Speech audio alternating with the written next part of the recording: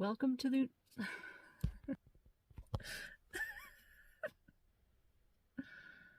Welcome to Invictaland, where the laws of the universe do not apply. I'm coming to you today from an area close to my hometown. Don't worry though, there's still going to be more trip videos. In fact, this is a trip video. This is a video about Tucson. However, I am not in Tucson right now, and I will explain that in a bit. But first, here's some coffee. And I want to say thank you to all my new subscribers. Like, in the last few videos, my subscriber count has gone up, up, up. And I'm noticing several consistent commenters. And so I just want to give a shout out to you guys. I don't know if you'll be embarrassed if I say your name. So maybe I won't this time, but let me know if you'd like me to. I'll give you a shout out. But thank you very much for your support. So I am working towards getting this channel monetized.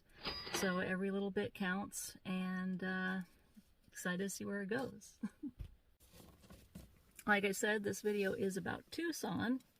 However, the reason I'm sitting here talking to you in a car in my hometown is because when I was in Tucson was kind of like the objective of my whole trip, because my husband and I, yes, I am married, more on that later, hopefully. It's kind of it was our idea that maybe we'll like find a place to move to down there, because we're trying to get out of California, which is where we are. And so I wanted to go down there and just scope the area out. So by the time I actually did get down to Tucson, though, I was running a little bit low on money, and objective was door dashing. And I spent I was there for about a week or so, maybe a little bit longer, but I spent like 90% of that time door dashing in Oro Valley. So I didn't film a door dashing video down there, so that's part of the reason I don't have a lot of footage to share. And I actually only have about 3.5 minutes of footage, which we will get to.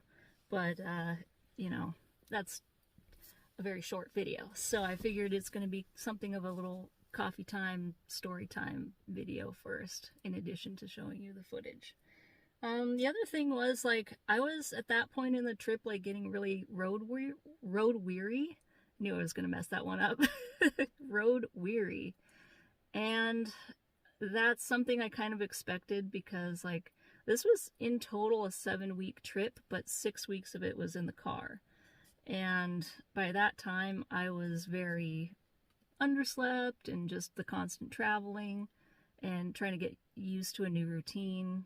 It was a lot, so I was kind of just looking forward to seeing the place for myself and just wandering around what little I could when I wasn't door dashing. I mostly saw Oro Valley door dashing. That's kind of what I saw of Tucson, so I could definitely use to go back. But and the other reason was, at the time of doing this trip, I knew I wanted to capture footage, but I wasn't necessarily setting out to start a YouTube channel per se.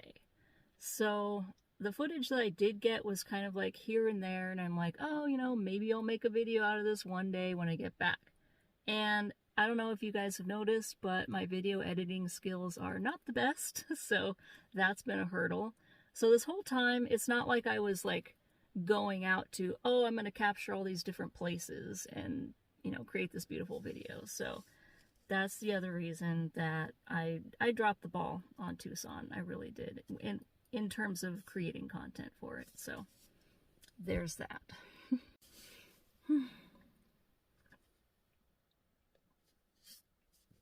So I say so too much, and I promise I'm gonna work on that. So the reason for this trip, I have to tell you, I have notes.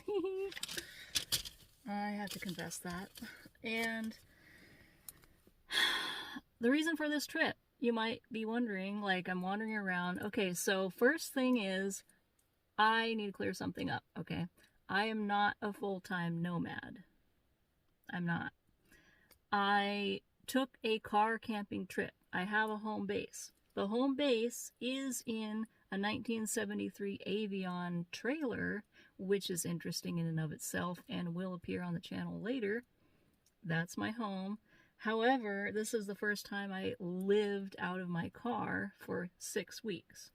But the whole objective of this trip initially was, side note, am writing a romance novel. And this is my first ever novel.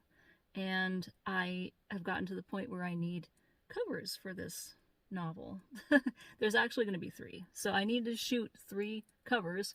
And second side note is I used to be a photographer.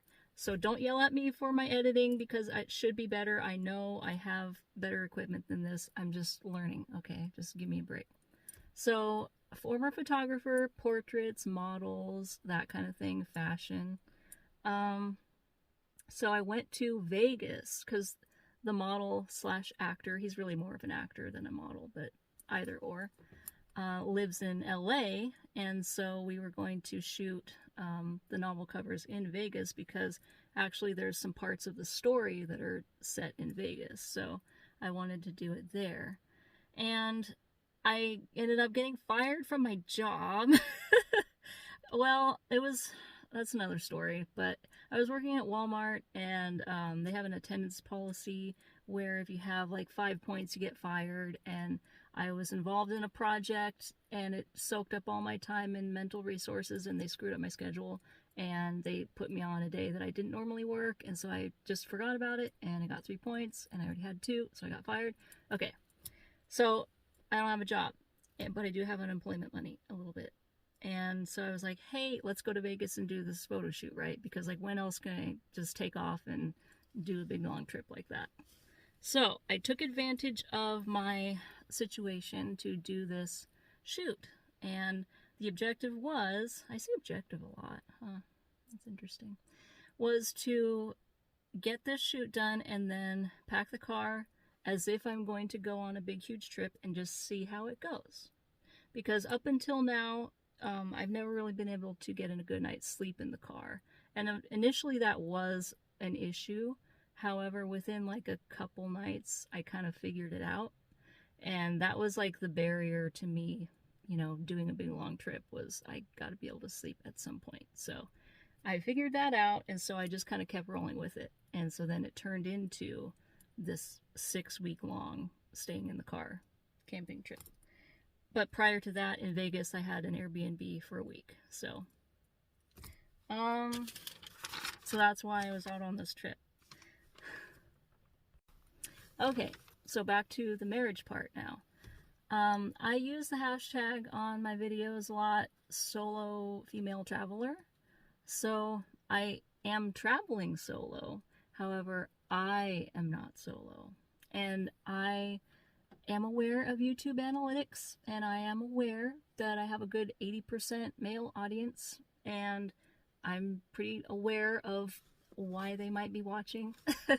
So, sorry to burst your bubble, guys. I'm married, and just keep it respectful in the comments. I'll cater to, what you want to see, and you keep it respectful in the comments, and don't try to do the do, alright? Enough yabbering. Back to Tucson.